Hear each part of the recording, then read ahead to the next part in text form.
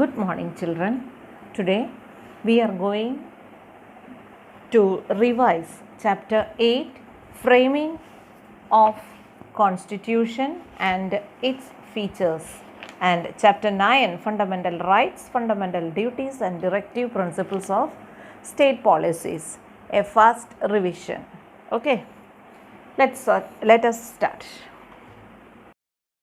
Our Chapter 8 starts with the main topic, Constitution.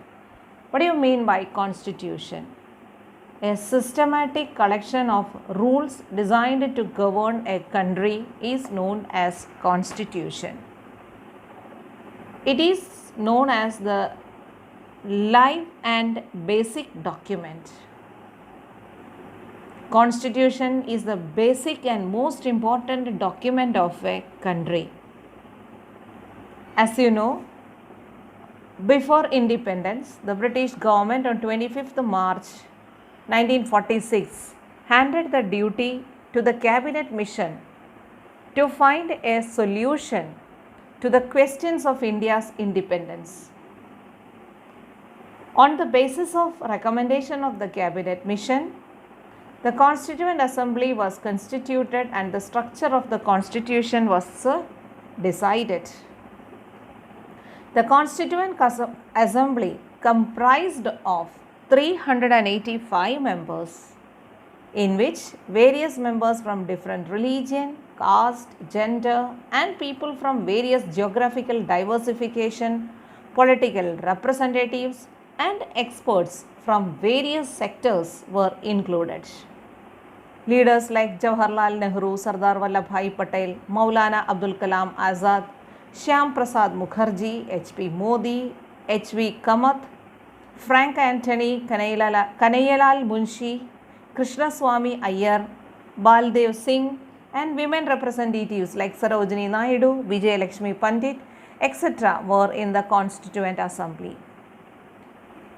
The Constituent Assembly met for 166 sessions, spread a period of 2 years, 11 months, and 17 days. The Indian Constitution there, we are having that time the 295 articles and 8 appendices. On 26th Jan 1950, Constitution of India came into existence, and thus India was declared a republic nation. Then, as you know, Indian Constitution is the most extensive and detailed written document in the world. It consists of 383 articles and 12 appendices. It is a very comprehensive document that provides details related to citizenship, rights and duties of the citizens, directive principles of the state policy, union-state relations, elections, and emergency provisions. Thus, the Constitution of India is the most detailed and elaborated national document. Now, what do you mean by the Preamble of the Constitution? Preamble means introduction. There is an introduction at the beginning of our Constitution. Preamble is the core and important part of the Constitution. The Preamble straightway gives a clear insight into the rule of welfare. It verbalizes the fundamental objectives, aims, ideals, and principles of the Constitution. The Preamble remained unchanged till 1976. In 1976, the word secularism, socialist, unity, and integrity of the nation was added to it. We consider Preamble as one of the most important part of Constitution. It helps to give proper guidance to understand the framing of any law and its interpretation. It helps in avoiding any misinterpretation of the Constitution, and thus Preamble is known as the soul of the Constitution.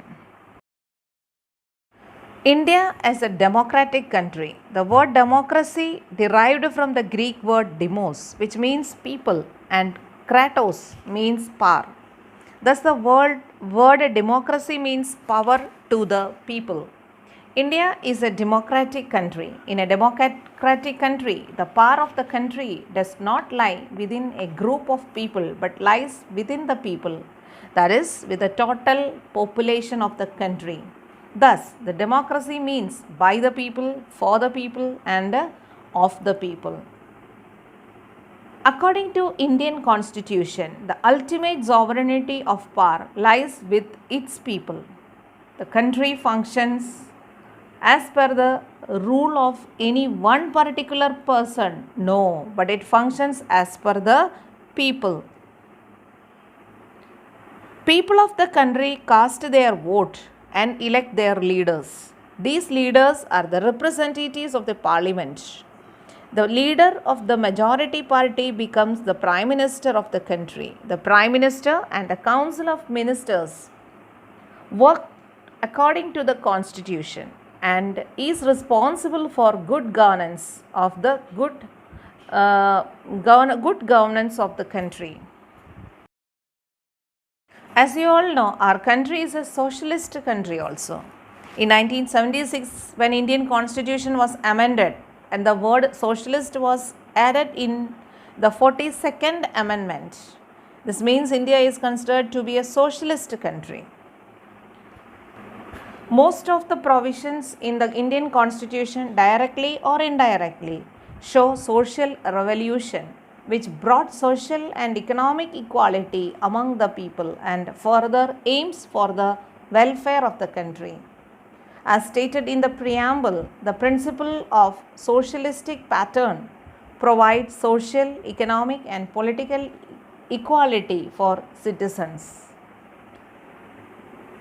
As per the concept of being socialist, one particular person should not have power over all assets. Instead, everyone should have equal opportunity by feeling proud of getting facilities and provisions from society. Thus, a socialist nation aims at eliminating the discrimination of rich and poor. At the same time, our country is a secular country. This was also added into the Constitution in 1976 at the 42nd Amendment. This means India is considered to be a secular country, means as per the Constitution, India can never become a country having only one particular religion in the whole country. Every Indian citizen is free to choose his religion. Our country does not discriminate on the basis of religion.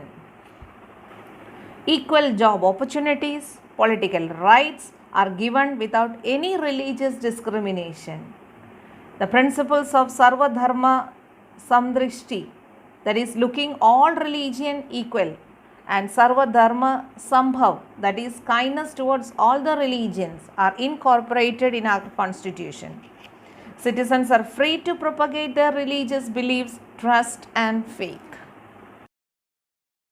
Another important topic is the basic features or salient features of our Constitution. First one is a written document. As you know, our country has a written constitution. Except Britain and Israel, India and many other nations of the world have a constitution which is in the written form. Second one is size of the constitution. Indian constitution is divided into 395 articles and 12 appendixes. Then it is the very comprehensive document that provides details related to the citizens. Citizenship, fundamental rights, fundamental duties, directive principles of the state policies, principles for the political parties, union-state relations, judiciary, elections, election commission, government institutions, minorities, scheduled caste, deprived groups, emergency provisions, and lots and lots and lots. Now, third point is single citizenship. Indian government give single citizenship to every individual living in any region or state of India. Only Jammu Kashmir, the citizens of Jammu Kashmir have dual citizenship, that is one for India and other for the state, that is other for the Jammu Kashmir, that we have removed last year. Fourth point is the center with a strong federal structure. India is a union of states. The word federal is not present in anywhere in our constitution. Thus, India calls itself a union of states. The word union represents a permanent and irreversible relationship between union and its constituent states.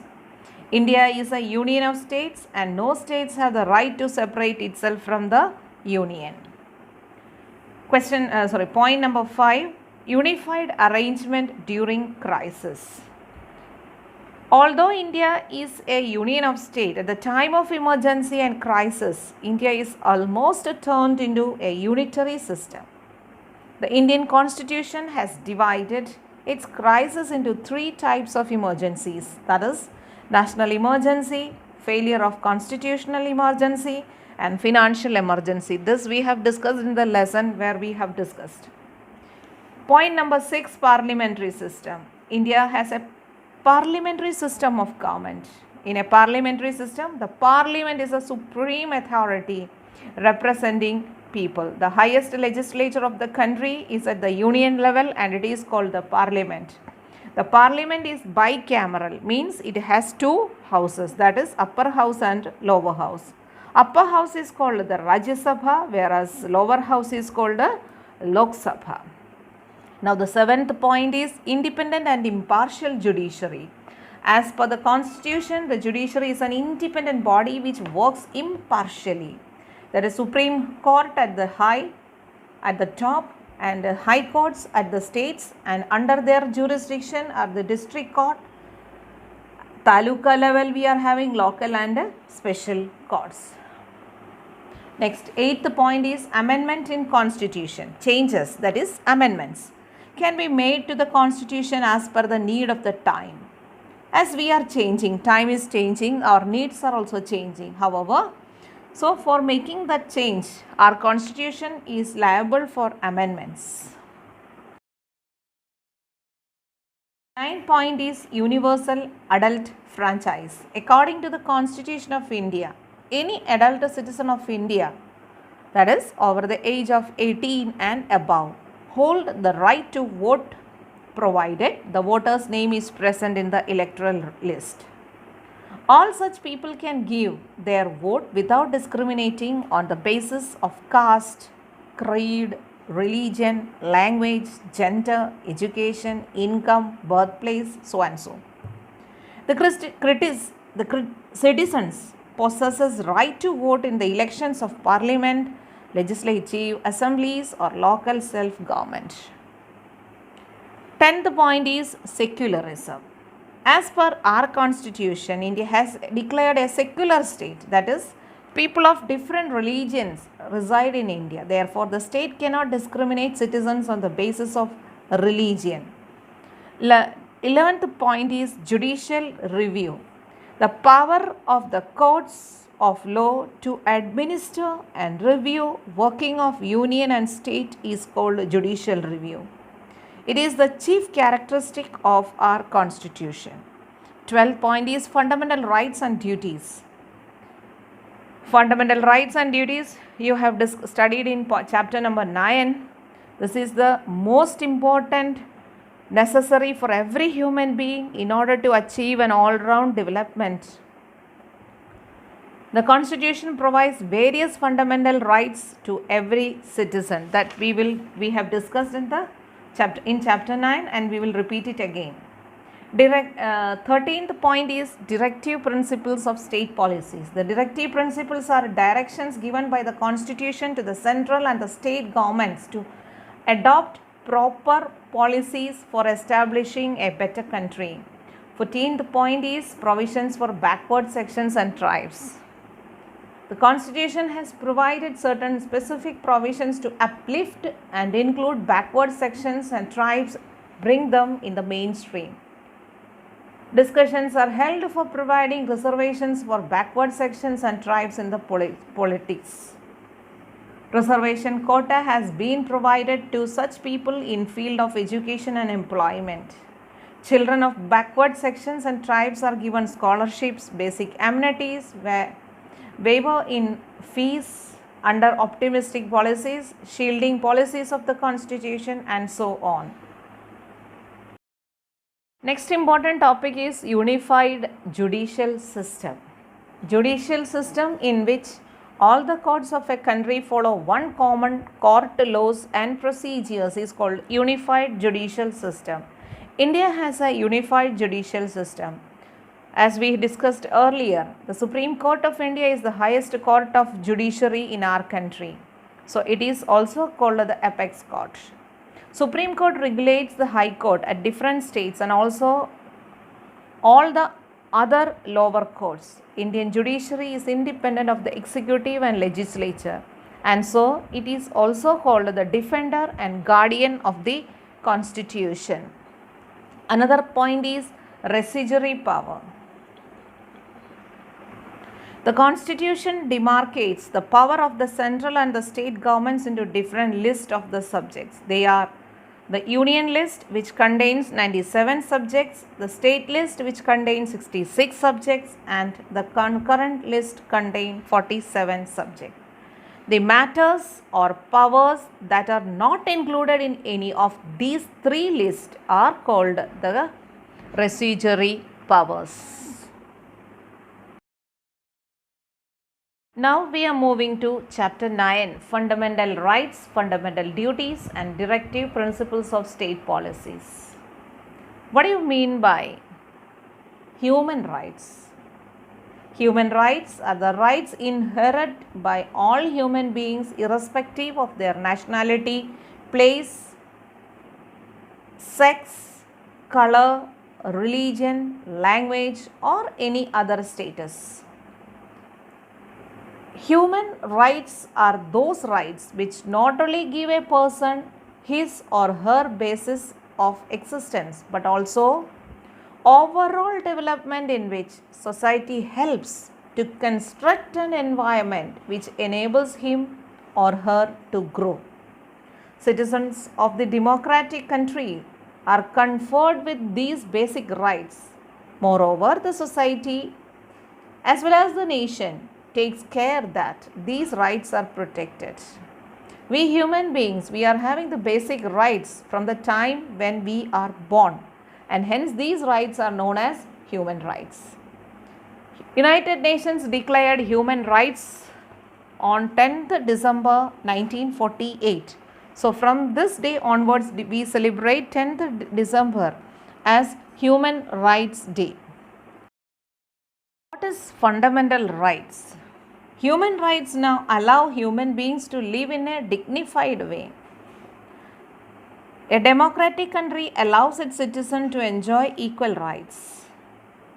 The basic human freedom that every Indian citizen has the right to enjoy for a proper and harmonious development of personality and achieve all-round development is known as fundamental rights. Our Constitution is giving 6 fundamental rights to each citizen: right to equality, right to freedom, right against exploitation, right to freedom of religion, cultural and educational rights, and right to constitutional remedies. Now come to the first fundamental right, that is right to equality. What do you mean by right to equality? That is, every citizen will be equal before law and provide equal protection of law. To safeguard equality, the Constitution of India prohibits the state from granting any titles. Also, the citizens of India are not allowed to accept any title from a foreign state. Second one is right to freedom. Right to freedom gives every citizen the freedom of speech and expression, to assemble peacefully without arms, to form associations or unions, to move freely within the territory of India, to live and settle in any part of India, to practice any profession, business, occupation, etc., etc. Now, right against exploitation, third one. This right safeguards women and children and others against exploitation of various forms.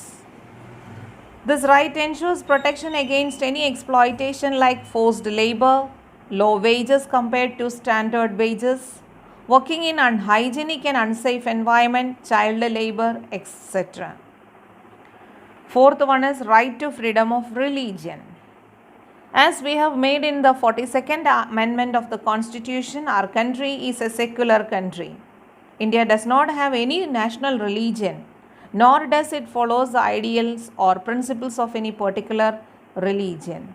The right to freedom against religion says that every person is equally permitted to enjoy the freedom his conscience permits and has the right to acknowledge, practice and spread his religion.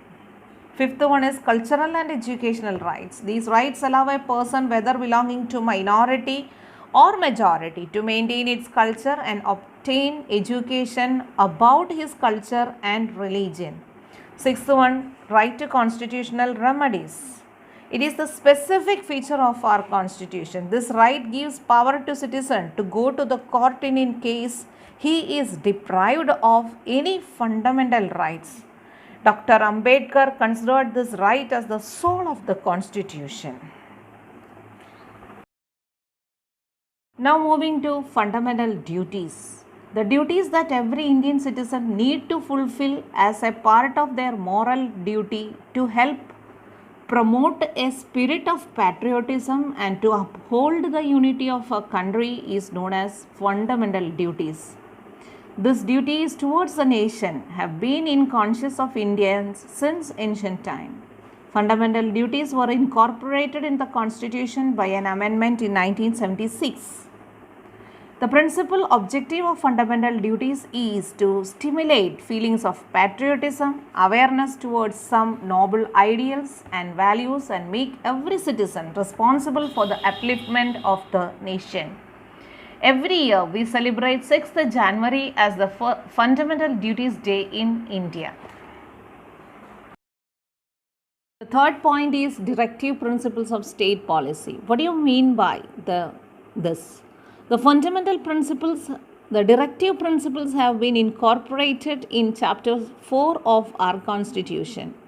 The principles are directions given by the Constitution to the central and the state government to adopt just policies for establishing a better country. The primary aim of these principles is to establish a social system based on social, economic and political justice. These principles reflect the kind of nation and society we wish to establish. The directive principles are bifurcated into various sections. They are principles related to economic policy, principles related to social policy, related to international and political policies, and related to educational and cultural policies, and the last one is principle related to health policies. What is the importance of this directive policy, directive principles of state policy? These policies aim at attaining political, social and economic democracy. To fulfill this aim, the directive principles are bifurcated into various sections. Now we are having some important terms. All the terms we have discussed in the both previous chapters when we were discussing these chapters in detail. But I think these terms are important for your examination point of view. So please concentrate on these topics and give more importance to this topics while you are studying. This can come for 1 mark question, that is 3 marks will be getting from this section. Some small questions I am having, that is for 2 mark question. Answer the following questions. These questions every year repeatedly they are coming for the examination point of view. 10 questions I have taken from chapter 8 and 7 questions I have taken from chapter 9.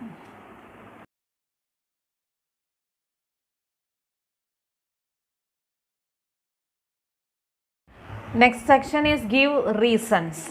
This section is very important as we are having many reasons to say, point out these things. Total I am having 15 topics. Other than this also can come. But I find these things are important for you. So please go through it and find out the answers and write it into your notebook.